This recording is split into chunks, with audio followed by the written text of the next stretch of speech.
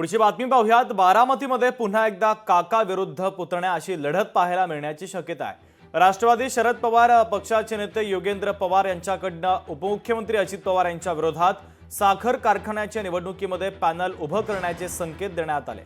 साखर कारखाना निवडणूक लढवावी अशी कार्यकर्त्यांची इच्छा असल्याचं योगेंद्र पवारांनी म्हटलंय। त्यामुळे बारामतीमध्ये पुन्हा एकदा काका आणि पुतण्या आमने सामने येण्याची शक्यता आहे। आज जर कार्यकर्त्यांची इच्छा असेल तर मग ठामपणे आपण त्यांच्या पाठीमागे उभं राहिलं पाहिजे।